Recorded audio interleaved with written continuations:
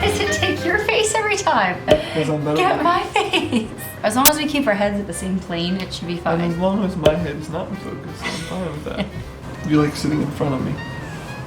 No, because I look big. I don't like that either. That looks terrible. This whole thing feels terrible. Slide over. I need to sit on my feet. I'm telling you. And sit on your feet. You're just compared to me. But then I look like the big one. There's a neighbor man has himself a hot dog fire. Okay, should we get started? Sure. Hey guys, and welcome back to my channel. I'm Megan Fox, and today I have my husband with me for our Valentine's special, I guess. Yeah. I don't know. Our channel needs a little fun right now. I feel like everybody could use a little bit of fun right now, and it's become kind of an annual tradition to do kind of like a chit chat Q&A type of thing right around Valentine's. And this year I'm really excited for it because I'm gonna put all the questions down below, and then I want you, if you happen to have a partner, take those questions and go on a date sometime and use these questions. You don't have to use all of them, but use them kind of as like an outline for something to talk about. I feel like sometimes when you're married for a while, you think you know everything about your partner and you really don't. And I guess what gave me the idea for this video was we went out on a date right before Christmas time, and we were just like acting like we didn't know each other. We were asking each other like questions that we obviously knew the answer to, but what was amazing was that honestly the answers have changed over the years. You'll see as we get into it, but I think it's really easy to just assume that you know everything about your husband, but we have to give our spouses permission to change. We're all dynamic people, and we are not always going to stay the same, and our opinions and even our sometimes beliefs and values can even change over time. So it's really good to take time sometimes to connect.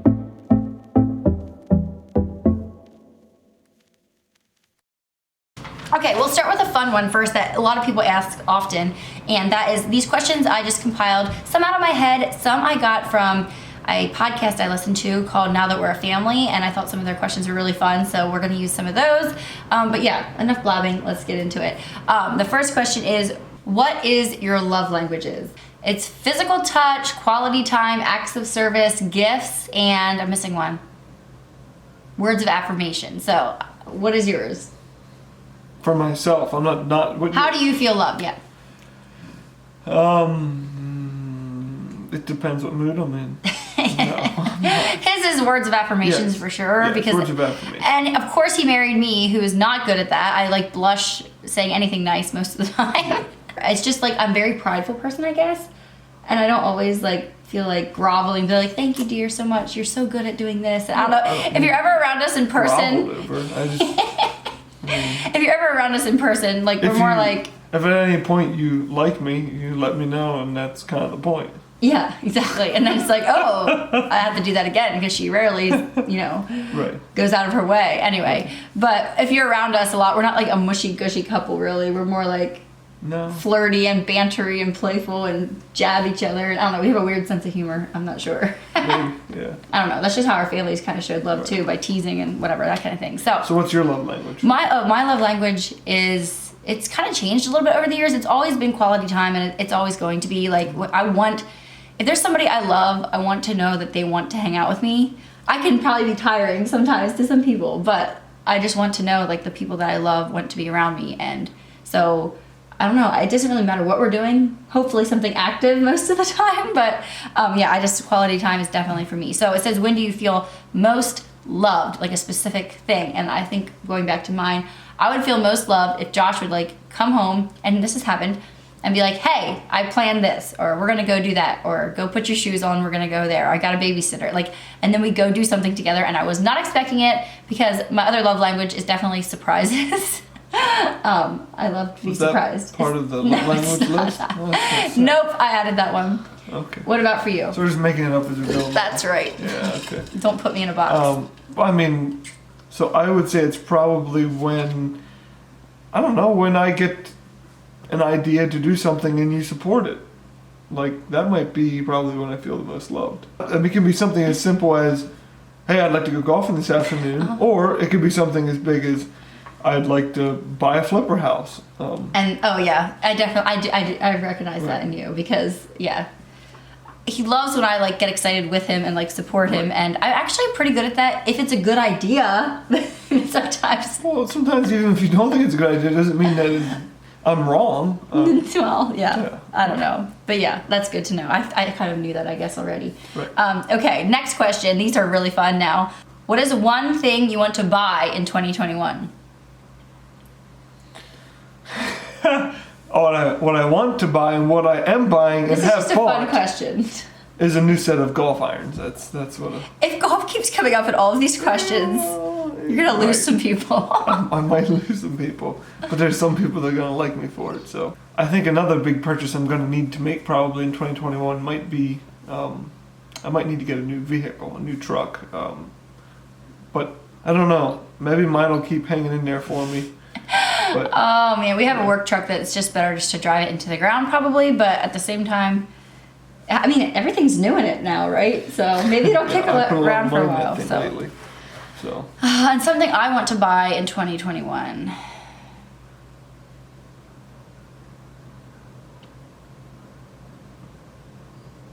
And this is why I can't buy gifts for her, because she doesn't even know what she wants. She has no clue. I don't know what she wants. She doesn't know what she wants. It's a hopeless case.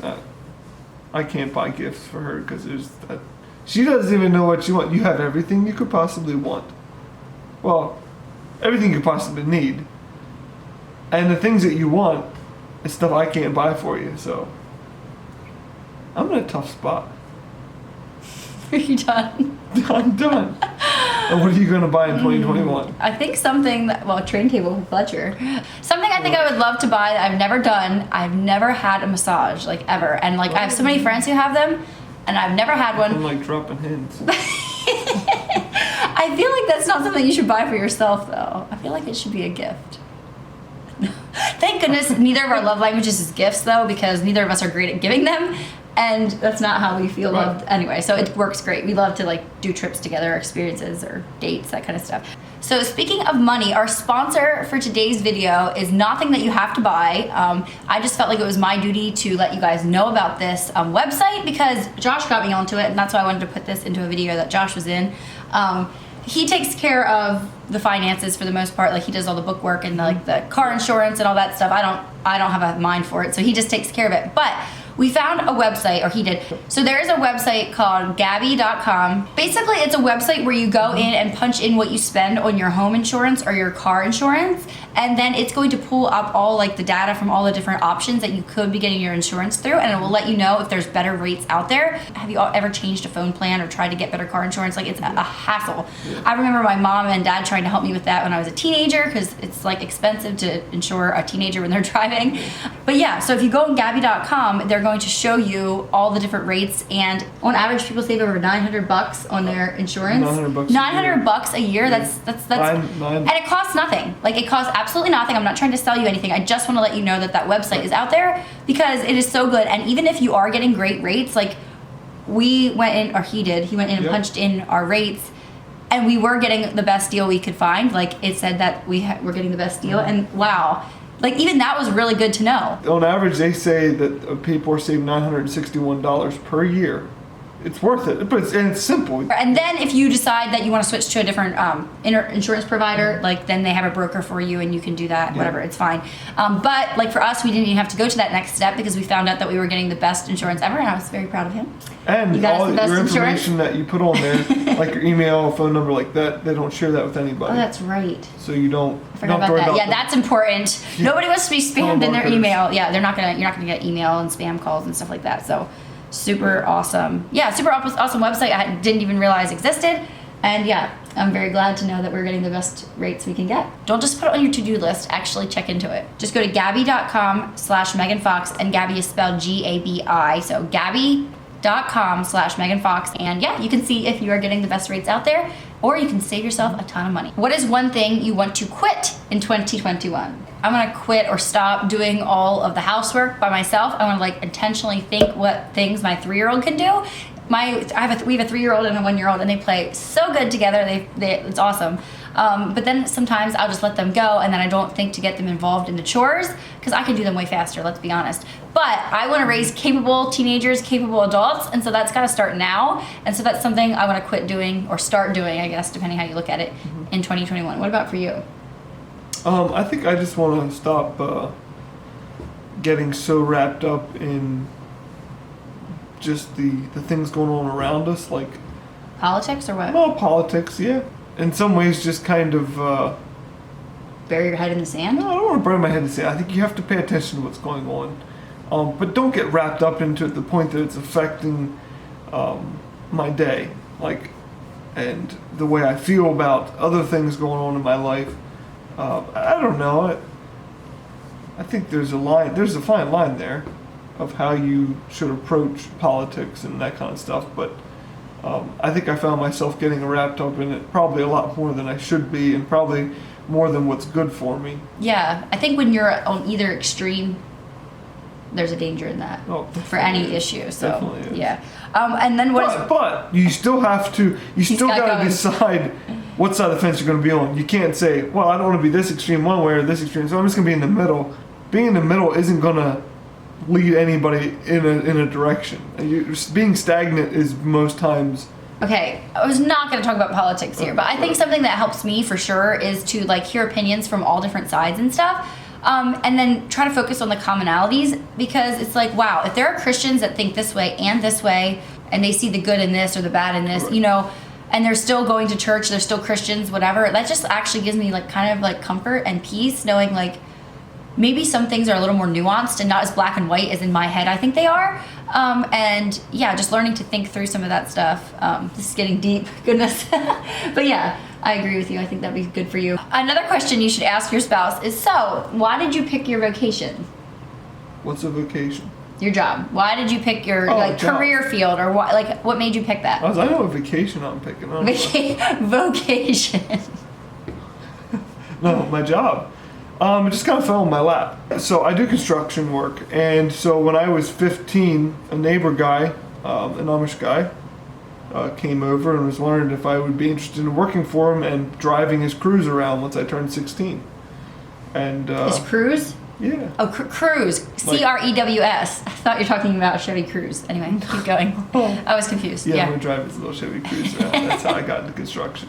Keep going. I'm sorry. So yeah, but yeah, I decided, yep, that sounds like fun. Flat out enjoyed it, and I just stuck. And it seemed like the deeper I got in construction, I just realized that I'm in this deep. I don't really have much of a choice but to stay in it, and I do love it. I love the job, and I now have my own business, and most of the remodeling work we do, it's not. You like to solve problems, and so Yeah. your job, you're solving problems every day, right? And it's always different too. It's not like you A lot of only do times. roofing or you only do siding or you, yeah. A Anyway, lot of different stuff. and for myself, I have many vocations. I was a school teacher, now I'm a mom, I'm a YouTuber, I have Fox Sparrow. Shameless plug, check it out down below. We have some really cool items in right now. Yeah, we've been working really hard on it, and we hope to get more stock soon. You guys seem to love the stuff that we have on there. But anyway, I think the vocation I'm gonna pick to talk about is being a mom. And being a mom is not something that I just always assumed, you know, we both grew up Mennonite, and girls grow up and either are single school teachers or missionaries or nursing and then like medical field or something, or you get married and you have kids. Yeah, and I guess I just always thought, well, I don't want to be alone. I don't want to be alone. I would die of like poor Megan. Like, can you imagine me living alone? Like, I shudder to think. I mean, it could happen easily, I guess. But anyway, I was so glad I found Josh. But yeah, to be a mom, I just assumed that's what I have to do. And I honestly did not want to do it. I was teaching school. I pushed it off for 4 years. I just had no desire. I just thought it was a waste of my... Oh, this is so terrible. I've talked about this before, but I felt like it was a waste of my time and my talents, and like anybody, like I just loved teaching school. I felt like I was thriving in that position. I taught second grade, and yeah, finally I just went crying to Josh, and I was like, okay, I'm never gonna really want to be a mom, but I don't want to die alone when I'm old, so let's have kids. Like, it's a morbid story, it's terrible, but praise the Lord, I had my first baby and I loved it. Like, I loved it. Not necessarily like the whole diaper bag slinging, you know, potty training stuff, but yeah, just like being a mom, it's the best thing ever.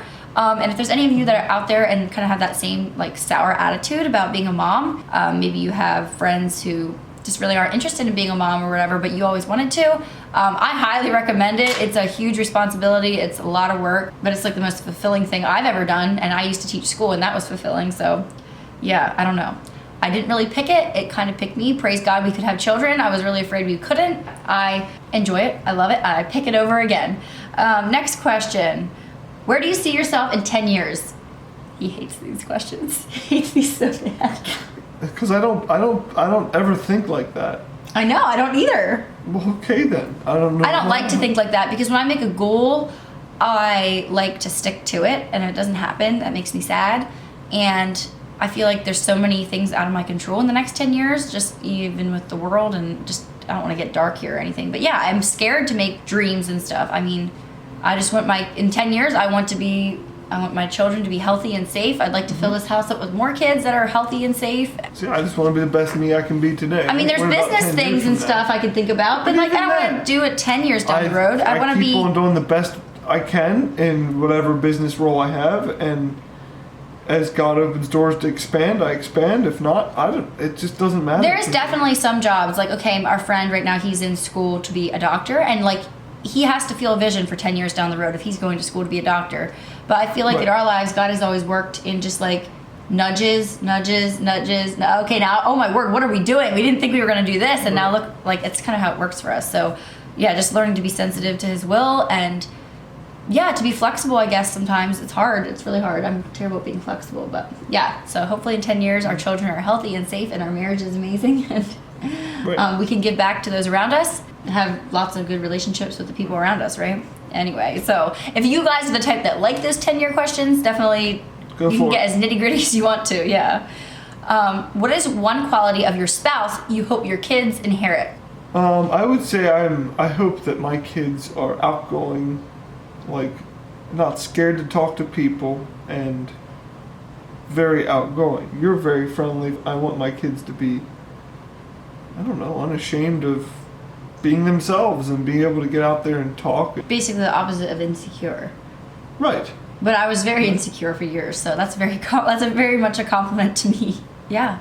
My teenage years, even young married, I mean, we're all insecure at some point, so Thank you.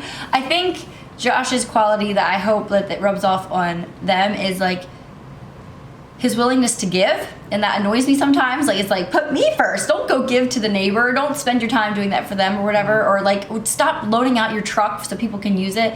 But I think overall that's like a good attitude that I hope my children get from you, and not like my tendencies to be like stingy. Like, I want them to be giving and always like not to be taken advantage of. Like, don't roll over and play dead or anything like that, but be willing to just give of yourself, give of your time, your resources, whatever. So it's interesting that you say that, because my devotions this morning was about giving. And in the devotional it said that studies have shown that men who tend to give more, their fathers were also that way. And that's your dad. That's very much, and my dad would be very much that way. My dad, he was... It's not necessarily their moms, their dad. No, because you're both your parents. Yeah, it's most of the dad. That's what the article was saying, that the majority of men who give freely, it tends to stem from their fathers all gave freely. And yeah, but then there's a ditch that you can fall into with that too, where at some point your family does need to be priority. You can't be giving to others at the expense of your family. Everything in moderation. I mean, and I think that's key to life. Yeah, we're gonna come up. Everything in moderation. Okay, here is another question that ties right into that one. What do you think is the root of most of our arguments? Or you could, depending what your personality is, it could be, disagreements, fights, whatever it is. What do you think? For me, I'm going to go tie into what we just talked about. I feel like whenever I get grouchy at Josh, or like we're arguing, or we're not seeing eye to eye, it's usually I'm being like protective of family time, and like, why are you off, working too much, or like, it's usually me feeling not like prioritized. Like, and it comes back to my love language of quality time, and I want to know that he would take a bullet for me, and he would like talk to the guy on the phone who's not being nice or not helping us with our situation. Or what do you think is the root of most of our arguments? Are they always different, random, just different little things? Or do you think it's like, some people might say that it's, their husband is just a slob and he's always throwing stuff around the house and they're always picking up, and they don't feel like, I feel appreciated for the most part. Like, I know that you see how much I work, and that's not something we argue about a lot, but I know other people, that's something that they would fight about a lot more. Or like some people, like some couples don't communicate very well, and we do maybe too much communicating sometimes. I feel like most of our arguments stems from you assuming things a lot of times. Always assume that your partner has like your best interest in mind. You hear that all the time, and I'm like the other way. I'm always sure he's out to get me, or like he tried to like neglect me, or look look past what I asked him to do, or he intentionally forgot to pick up the hook at Paul B or whatever. And when it's just, he actually just forgot. It wasn't that he didn't care or whatever. So what is a favorite date night of ours that you remember? The only date I remember is the last one we went on. You have a short-term memory. Well, even when we were dating, we were married, before kids, after kids. I definitely appreciate the dates since kids more because, like, and I'm sure that will only even get more so because our kids are, like, Evonnie's 3, and she's soon going to be old enough to understand a lot of stuff, and then we're going to have to save conversations for date night, which is not going to be fun, or till after they go to bed, I guess. But I don't know, are you guys like us? Like, it's really hard to get in good conversations, like, after the kids are in bed because you're tired. You just, like, want to wind down and, like, chit-chat or whatever, not, like, get in deep conversations or, like, try to troubleshoot or, like, plan life or make big decisions together or anything like that in the evening. You almost need to go talk it out, look at the pros and cons, like take a date night or whatever. So Didn't there was a time or two we went and played volleyball at like open volleyball night in Lancaster. You remember that? Yeah, I remember doing that a time or two. So I don't know, that's stuff that you really enjoyed. I always enjoy going out to eat. That's what I like to do. Okay, I know he enjoys going out to eat, so I try to enjoy it, and I'm learning to like enjoy it more. I'm more of the type that let's go do something, like make some memories, whatever. But something I love, it's quirky and little, I'm sure maybe a lot of you do the same thing with your spouse, is go out to eat and sit there, like just be all, like, are we foodies? Not really.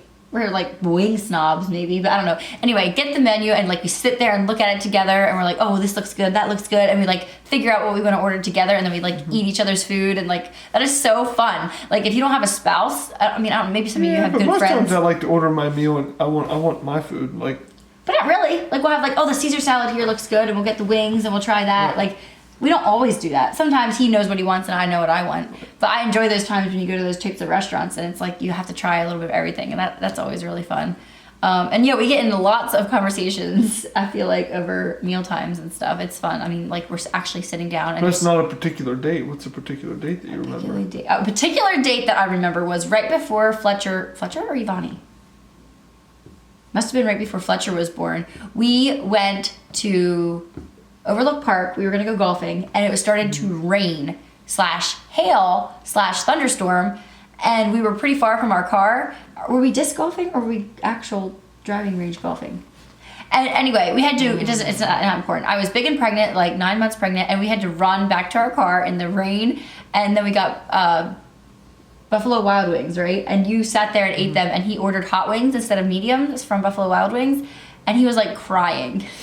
He was sitting there eating his food and like crying. It's not a great date memory. I mean, it's just a crazy date memory. They were hot. Yeah. I don't know if they gave me. And also that night, I don't know. They were ferociously hot. Yeah, you like spicy stuff. I do. But also on that date, we went and looked at that really tumble down house with the wraparound porch. That we're like, oh, we'll fix that one up and move there. Like, what were we thinking? Thank goodness we didn't put a bid on that place. That place was a dump. Yeah, but it would have took a lot of work. But yeah, that was like just fun, normal life stuff, I guess. What is one thing we can each do to strengthen our marriage this year? I think for myself, I just need to assume that he has my best interest in mind and not think like he intentionally is out to get me. That's probably what I need to do. Right. And I think I just need to make a more conscious effort to take time for the kids, read them books. It's easy to be busy and be like, no, I'm not reading a book now. But what about me? It says about our relationship. Okay, you're right. That was about relationship. That was more family. No, but obviously, if your husband is a good dad, there's nothing that warms your heart more than seeing them being a good dad and actually taking time to love your children, you know. So that's very important. I'm not going to discount that at all. Right. And also do every DIY project your wife asks without complaining. No, that I ain't promising. I might do the DIY projects, but it's going to be with complaint and yeah, no. Begrudgingly is the word. Begrudgingly is the word I'm looking for. There you go. Oh man. Anyway, I hope you guys enjoyed this. I hope you take those questions and like use them with you and your spouse on a date night because I appreciate you guys so much. Yes. Yeah, definitely. I think, our whole family does. So thank you guys for taking the time to watch. Check out Gabby down below if you have not already. And yeah, I know you're going to thank me for that one. So I think that's it. Any wise words from Josh? Okay, well that's it for now. We'll see you guys in the next one. See ya. You're doing great. I like to listen to you talk. Aw, thank you.